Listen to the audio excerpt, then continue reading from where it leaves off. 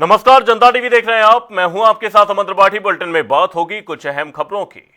मुख्यमंत्री पुष्कर सिंह धामी ने राज्य में युवाओं को रोजगार देने की दिशा में एक और कदम बढ़ाते हुए 12 अभ्यर्थियों को नियुक्ति पत्र सौंपे, जिनकी नियुक्ति कृषि विभाग में मानचित्रक पद पर हुई है। इस दौरान मुख्यमंत्री ने पारदर्शी भर्ती प्रक्रिया और नकल विरोधी कानून को मजबूत बताते हुए कहा कि अब तक 30,000 से अधिक युवाओं को सरकारी नौकरी मिल चुकी है। उन्होंने कृषि क्षेत्र में प्राकृतिक खेती, मिलेट उत्पादन, फसल विविधीकरण और आधुनिक तकनीक को बढ़ावा देने पर जोर दिया। साथ ही किसानों की आय बढ़ाने के लिए बागवानी और औषधीय खेती को प्रोत्साहित करने की बात कही। एक नई शुरुआत आप सबकी आज हो रही और सच में इसमें जहाँ आपका बड़ा परिश्रम, आप सबका आपकी मेहनत, आपकी पढ़ाई शिक्षा जो आपने की है, उसके कारण से आप सभी को ये अवसर मिला है। इसके साथ साथ इसमें जहाँ आपका अपना योगदान है, अपनी कर्मठता है, अपनी लगनशीलता है, वहीं आपके माता पिता, आपके गुरुजनों का बहुत बड़ा योगदान इसमें है। और सच में जितनी खुशी आज आप लोगों को हो रही होगी, उससे कम खुशी आपके माता पिता को, आपके अभिभावकों को भी मुझे लगता है कि उससे अधिक खुशी होगी, क्योंकि उन्होंने भी आपके लिए सपना देखा होगा बचपन से कि आप बड़े होगे, पढ़ोगे, लिखोगे, किसी में अपने दैनिक जीवन में होने वाली जो जरूरतें हैं, उन जरूरतों को कम करके आपकी शिक्षा करवाई है, आपकी तैयारियां करवाई है।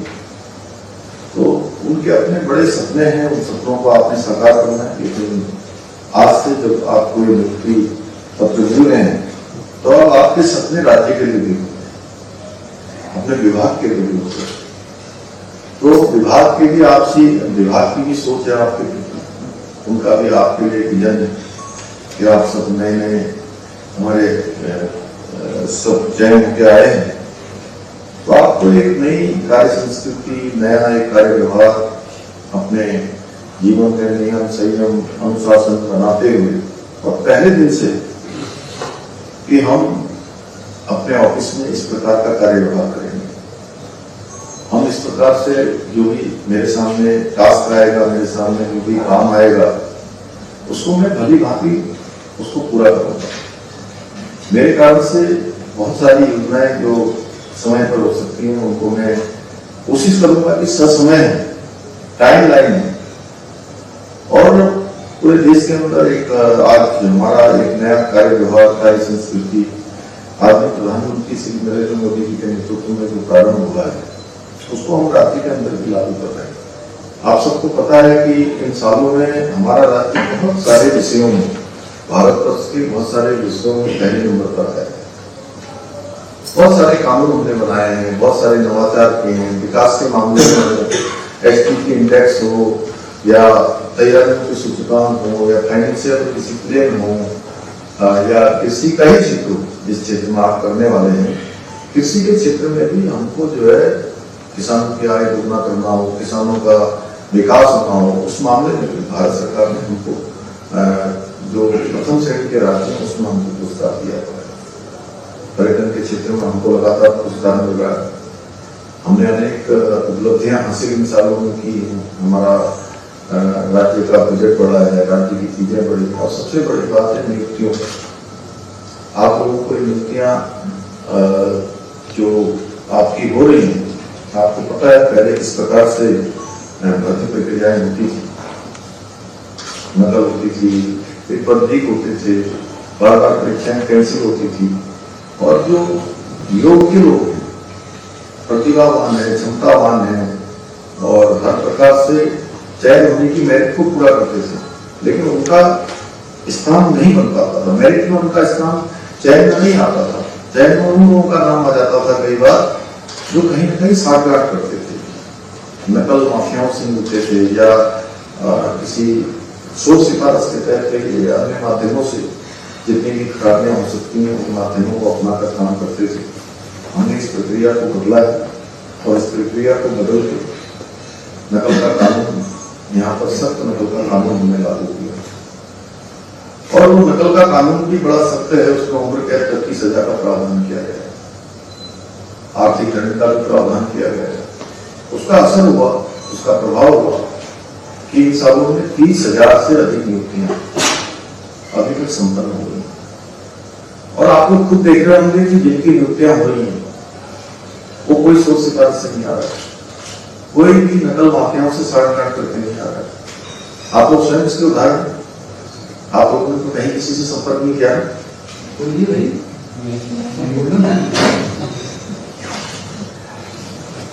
और ऐसे जैसे आप लोगों का चयन हुआ है, ऐसे अन्य विभागों में जिनका एक में भी पहले चयन नहीं होता। हरिद्वार में कांग्रेस ने आस्था के साथ शक्ति प्रदर्शन भी किया। उत्तराखंड प्रभारी कुमारी शैलजा ने वरिष्ठ नेताओं के साथ गंगा आरती में हिस्सा लिया। इस दौरान प्रदेश अध्यक्ष गणेश गोदियाल और नेता प्रतिपक्ष यशपाल आर्य समेत कई नेता मौजूद रहे। कांग्रेस ने इसे एकजुटता का संदेश बताते हुए प्रदेश की खुशहाली की कामना की। वहीं से चुनाव से पहले संगठन को मजबूत करने की रणनीति के तौर पर भी देखा जा रहा है।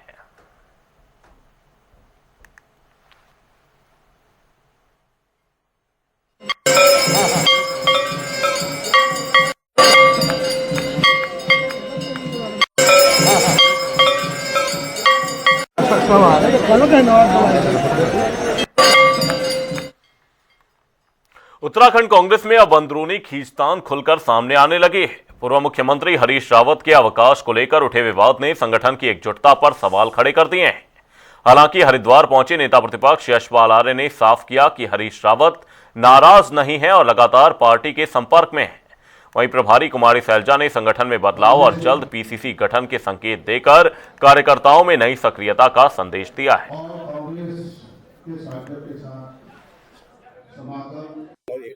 आदरणीय हरीश रावत जी बहुत वरिष्ठ नेता है और उपवास कहाँ है, वो उपवास रख ही नहीं सकते हैं, अवकाश भी नहीं, अवकाश कहाँ, वो अभी आगे कार्यक्रम है। अवकाश के रूप में कहीं ना कहीं ये कुछ लोगों ने फैला रखी है कि नाराज हैं, ऐसा नहीं है। हमारे रोज संवाद होता है, बातचीत होती है, सभी सीनियर लीडर कांग्रेस के उनसे वार्ता करते हैं, उनसे कई विषयों पर चर्चा करते हैं और क्या उनकी नाराजगी वो नहीं जानते। उनका एक लंबा राजनीतिक जीवन रहा है। ये करोड़ और बड़ों की लड़ाई है, ये लड़ाई करोड़ बड़ों की है। क्या वो कांग्रेस को कमजोर करेंगे? कदापि नहीं, कदापि नहीं कर सकते हैं। वो कांग्रेस के एक सच्चे सिपाही हैं। चुनाव के लिए कहने की संगठन कुमारी शैलजा इन दिनों उत्तराखंड के 5 दिवसीय दौरे पर हैं, जहां वह लगातार नेताओं और संगठन के पदाधिकारियों के साथ बैठकें कर रही हैं। लगभग सभी नेता उनके कार्यक्रमों में शामिल हो रहे हैं, लेकिन हरीश रावत की नाराजगी अब भी चर्चा में है। शैलजा का कोटद्वार, हरिद्वार, मसूरी और देहरादून का दौरा तय है, लेकिन रावत की दूरी सवाल खड़े कर रही है। वहीं पार्टी प्रवक्ता शीशपाल सिंह बिष्ट ने सफाई देते हुए कहा कि रावत नाराज नहीं बल्कि राजनीतिक उपवास पर हैं। हालांकि उनके सोशल मीडिया पोस्ट कुछ और ही संकेत दे रहे हैं। हो सकता है कि देहरादून में उनकी मुलाकात आदरणीय हरीश रावत जी से हो जाए। अब हरीश रावत जी इस समय अगर स्वास्थ्य लाभ ले रहे हैं और जो नेता उनको मिलने के लिए उनके आवास पे जा रहे हैं तो उनसे मिल भी रहे हैं।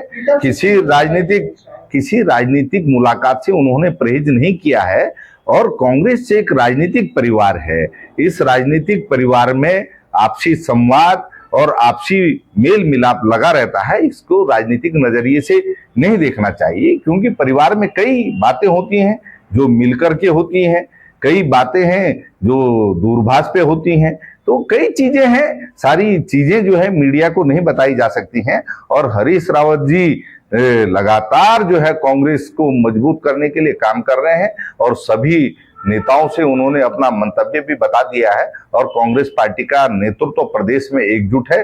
भाजपा को इसमें कोई संदेह नहीं होना चाहिए। उत्तराखंड कांग्रेस में इस वक्त सब कुछ सही नहीं चल रहा है। यदि देखा जाए तो वरिष्ठ नेताओं और नेताओं के बीच आपसी खींचतान और ठसन बढ़ती जा रही है। वहीं यदि बात करें कि उत्तराखंड के वरिष्ठ कांग्रेस नेता और पूर्व मुख्यमंत्री हरीश रावत, तो यह पार्टी से लगातार नाराज दिख रहे हैं। उनके पोस्ट, उनका व्यंग, ये उनकी नाराजगी को जाहिर कर रहा है। वहीं यदि बात करें उत्तराखंड प्रदेश प्रभारी कुमारी शैलजा 8 तारीख को उत्तराखंड पहुंच चुकी थी, लेकिन आज 8, 9, 10 यानी कि आज 10 तारीख हो गया, आज तक हरीश रावत कुमारी शैलजा से मुलाकात करने नहीं गए हैं। वहीं ये जब कुमारी शैलजा आई हुई थी तो तमाम कांग्रेस के वरिष्ठ नेता उनके कार्यक्रम में मौजूद थे, लेकिन हरीश रावत नाराज थे और यही नाराजगी उनको वहां पर मौजूद रहने नहीं दिया गया था।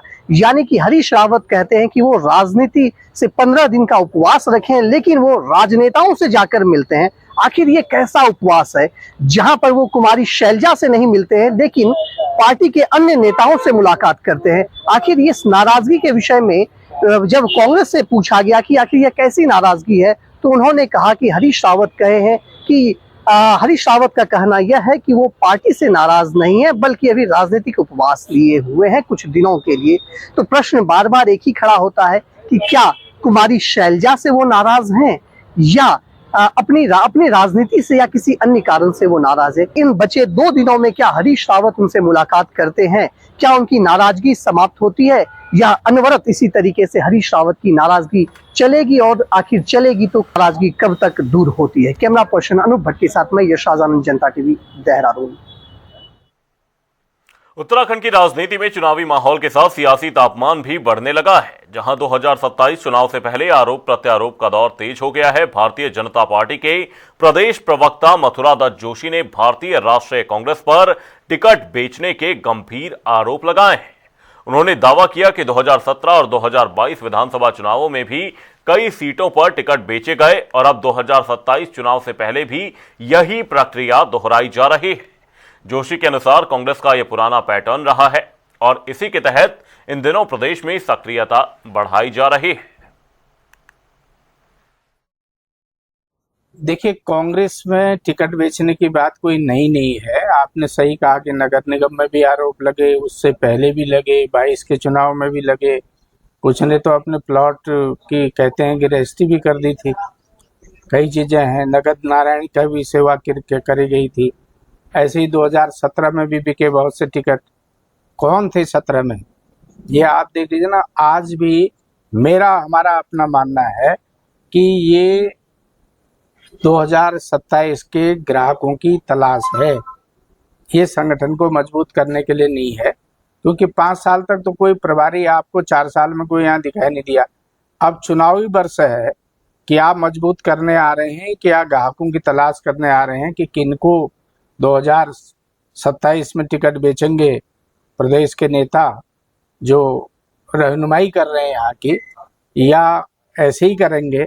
क्योंकि 2022 का प्रकरण आपके सामने है। खानपुर है, रुड़की है, लक्सर है, कालाढूंगी है, या आपका लालकुआं है, मसूरी है, कई विधानसभा क्षेत्र है।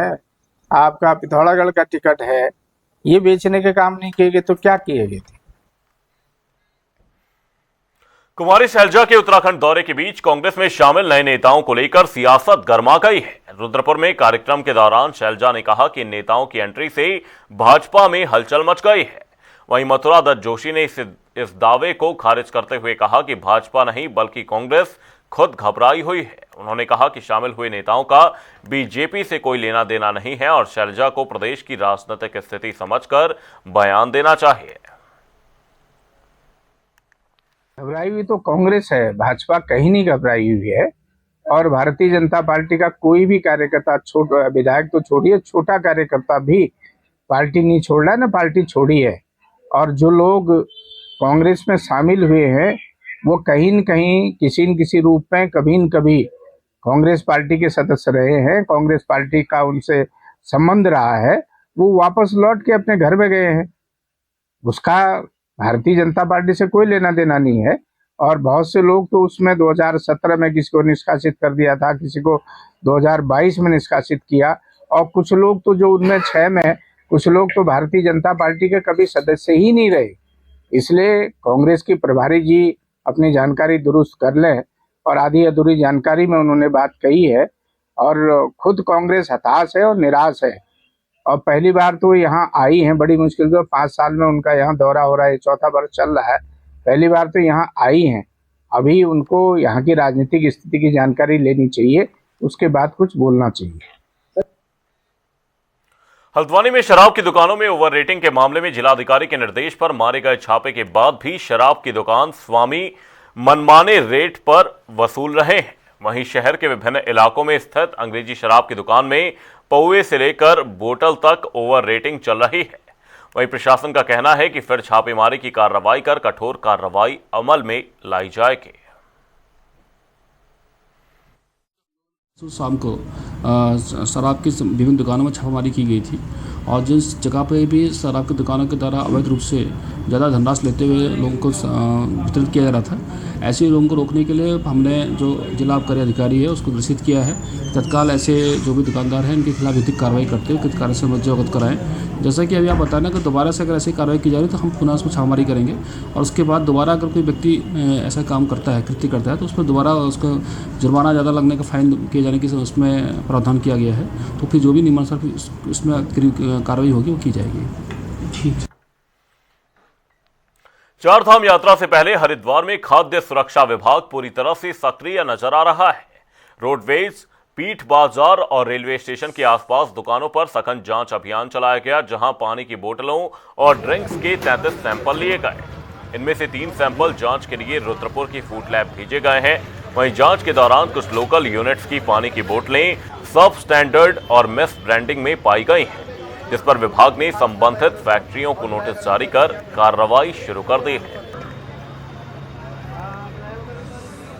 ये हमारे जो आयुक्त महोदय उत्तराखंड खाद्य सुरक्षा प्रशासन एवं जिलाधिकारी महोदय के निर्देशानुसार हम लोग आजकल चेकिंग अभियान चला रहे, 4 धाम को देखते हुए भी, और जो आम जनता है उनको सही से भोजन मिले, सही से खाद्य सामग्री मिले, उसी परिप्रेक्ष्य में आज हम लोगों ने हरिद्वार में बस स्टैंड में हमने अभियान चलाया था FSW के साथ, जो मौके पर जाँच होती है जिसपे, तो उसको हमने वहां भी पानी और अन्य खाद्य सामग्री की चेकिंग करी है। और आज हमने यहाँ पे सेक्टर 4 में पीठ में पूरी टीम के साथ और FSW के हमारे DC साहब और पूरी लैब हमको लेके आए हैं यहाँ पे, और मौके पे ही खाद्य पदार्थों की जांच कर रहे हैं। अगर जांच में कोई खाद्य पदार्थ अधोमानक के सुरक्षित पाया जाता है उसको मौके से हटा के उनकी लीगल कार्रवाई के लिए की जाएगी।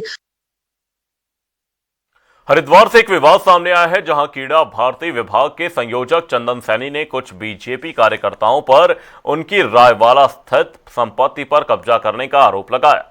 प्रेस वार्ता में उन्होंने बताया कि उनकी जमीन पर जबरन पार्टी कार्यालय खोल दिया गया और विरोध करने पर गाली गलौच और जान से मारने की धमकी दी गई।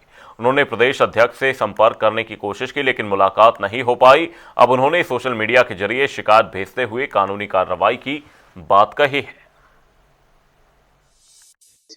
मेरी एक संपत्ति है जो मैंने 2020 में रजिस्ट्री के माध्यम से श्री प्राणेश कुमार पुरी जी से खरीदी थी, रायवाला में, प्रतीत नगर में। अभी मुझे 1 तारीख को सूचना मिली थी कि कोई मेरी संपत्ति पे ताले तोड़ के मेरा सामान निकाल रहा है और वहां पर भाजपा का बोर्ड लगा रहा है। जब मैंने पता किया तो भाजपा जिला उपाध्यक्ष लक्ष्मी गुरुंग महिला कार्यालय बना दिया गया है कब्जाने की नीयत से, मेरे ताले तोड़कर। जब मैं वहां पर गया तो मेरे साथ गाली गलौज की गई, जान से मारने की धमकी दी गई, और मुझे बोला गया कि ये तो सब प्रदेश अध्यक्ष जी महेंद्र भट्ट जी की नॉलेज में है, मैं नहीं हटूंगी यहाँ से। मैंने कहा आपका मतलब क्या है इस प्रॉपर्टी में? तो उनका कहना था मैंने किसी हरपाल से किराए पे ली है। मैंने कहा रजिस्ट्री मेरी ये है, मैंने रजिस्ट्री दिखाई। उसका कहना था लक्ष्मी गुरुंग का कि हम कोई रजिस्ट्री नहीं मानते। तो एक प्रदेश उपाध्यक्ष है ओबीसी मोर्चा सतपाल सैनी में गई, तुरंत वो बीच में आता है, जिसकी वीडियो भी मेरे पास है। उसका कहना था यहाँ के सबसे बड़े गुंडे हम हैं, सबसे बड़े नेता हम हैं, अगर आज के बाद जमीन पर दिख गया तो वापस नहीं जाएगा, तेरी लाश जाएगी। ईरान, इजरायल और अमेरिका के बीच बढ़ते तनाव का असर अब भारत तक दिखने लगा है, जहां गैस सिलेंडर की किल्लत सामने आ रही है। इसी बीच उत्तराखंड में 15 अप्रैल से शादी सीजन शुरू हो रहा है, जिससे लोगों की परेशानियां बढ़ गई हैं। कई परिवारों ने मेन्यू में कटौती शुरू कर दी है, लेकिन राहत देते हुए नैनीताल जिला प्रशासन ने हर शादी के लिए 2 कमर्शियल सिलेंडर देने का फैसला लिया है। इसके लिए शादी का कार्ड दिखाकर एसडीएम से अनुमति लेनी होगी, जिसके बाद गैस एजेंसी अस्थायी कनेक्शन के जरिए सिलेंडर उपलब्ध करा रही है ताकि समारोह प्रभावित ना हो। तो सिलेंडरों की किल्लत हो रही है। मैं ये सिलेंडर की परमिशन लेने आया हूँ, 2 सिलेंडर की परमिशन लेके जा रहा हूँ। और मेन्यू में क्या हुआ है? मेन्यू में तो सर मेन्यू में तो अब करना ही, कटौती करनी पड़ेगी। मेन्यू में क्या होगा, मेन्यू में कटौती करनी पड़ेगी हमको। 2 सिलेंडर में नहीं? 2 सिलेंडर में कहाँ से हो पाएगा? क्या क्या काटा आपने मेन्यू में? सारा ही कट गया सर, दाल भात रोटी खिला पाएंगे बस, हो गया, और क्या खिलाएं। देखिए, जैसा कि आप सभी लोग जान रहे हैं कि सीजन चल रहा है, इस संबंध में जिलाधिकारी महोदय के द्वारा निर्देश दिए गए हैं कि प्रत्येक जो भी व्यक्ति जिसके परिवार में शादी है उसको 2 व्यावसायिक सिलेंडर नियमानुसार शुल्क प्रदान करते हुए उनको उपलब्ध करा दिए जाएँ। और चूँकि इसमें कई सारी गैस एजेंसियाँ हमारे वहाँ पर काम कर रही हैं, तो हम डिफरेंट गैस एजेंसीज को लिख रहे हैं कि अपने वहाँ से 2 अस्थायी कनेक्शन देते हुए आप उनको व्यावसायिक सिलेंडर उपलब्ध करा दें ताकि लोगों को किसी प्रकार की दिक्कतों का सामना ना करना पड़े। उत्तराखंड में 2026 की 4 धाम यात्रा को लेकर बड़ा बदलाव किया गया है, जहां सरकार ने प्रतिदिन यात्रियों की संख्या की सीमा समाप्त कर दी है। तीर्थ पुरोहितों और होटल कारोबारियों के विरोध के बाद लिया गया यह फैसला श्रद्धालुओं को बड़ी राहत देता है। अब वे बिना संख्या सीमा के दर्शन कर सकेंगे। हालांकि यात्रा को सुरक्षित और सुव्यवस्थित रखने के लिए अनिवार्य पंजीकरण की व्यवस्था पहले की तरह जारी रहेगी। इस निर्णय का स्वागत करते हुए होटल एसोसिएशन के प्रवक्ता संदीप राणा ने मुख्यमंत्री पुष्कर सिंह धामी और प्रभारी मंत्री सौरभ बहुगुणा का आभार व्यक्त किया है। उन्होंने बताया कि संगठन की मांग पर सरकार ने तुरंत संज्ञान लेते हुए यह फैसला लिया है। बहुत बहुत उनका धन्यवाद ज्ञापित करना चाहता हूं, उनको साधुवाद देना चाहता हूं। ये निर्णय माननीय मुख्यमंत्री जी ने लिया है, ये जनता के हित में है, श्रद्धालुओं के हित में है और 4 धाम यात्रा से जुड़े लाखों जो स्वरोजगार पाने वाले लोग हैं उनके हित में है। निश्चित रूप से इस फैसले से पूरे उत्तराखंड में जो है खुशी की लहर है। 4 धाम में जो रहने वाले लोग हैं, चाहे वो होटल व्यवसायी हों, ढाबा संचालक हों, घोड़ा हो, खच्चर है, चाहे लाठी बरसाती जो हमारे बेचने वाले लोग हैं, तमाम जो यात्रा रूट से जितने भी लोग जुड़े हुए लोग हैं, उनके चेहरे की आज खुशियां देखने को नहीं मिल रही हैं। वो बड़े फुले समाये जा रहे हैं लोग, क्योंकि माननीय मुख्यमंत्री जी ने जो है उनके हित में निर्णय लिया है। निश्चित रूप से ये बहुत ऐतिहासिक फैसला है और आप देखेंगे पिछले 4 वर्षों में सीमित संख्या की बाध्यता लगाई गई थी। निश्चित रूप से उससे कहीं ना कहीं होटल व्यवसाय को और उत्तराखंड की जो 4 धाम यात्रा है, जो उससे जुड़े हुए जो लोग हैं, उनके स्वरोजगार पर जो है बहुत बुरा असर पड़ा। और इस समय माननीय मुख्यमंत्री जी ने यात्रा खुलने से पूर्व जो है ये जो निर्णय लिया है सीमित संख्या की बाध्यता को खत्म करने का, निश्चित रूप से स्वागत करने योग्य है और मैं समझता हूं निश्चित रूप से इससे जो है लोगों को बहुत लाभ मिलेगा। देहरादून के लैंसडाउन चौक पर उस वक्त हंगामा खड़ा हो गया जब देवभूमि यूनिवर्सिटी के बस ड्राइवर के साथ कथित तौर पर फेरी लगाने वालों ने मारपीट कर दी। ड्राइवर का आरोप है कि उस पर लाठी डंडों से हमला किया गया। वहीं घटना से गुस्साए छात्रों और अन्य ड्राइवरों ने विरोध में बसों को बीच सड़क पर खड़ा कर दिया और जाम लगा दिया। इससे यातायात पूरी तरह से बाधित हो गया। वहीं सूचना मिलते ही पुलिस मौके पर पहुंची और समझाने के बाद जाम खुलवाकर हालात पर काबू पाया गया।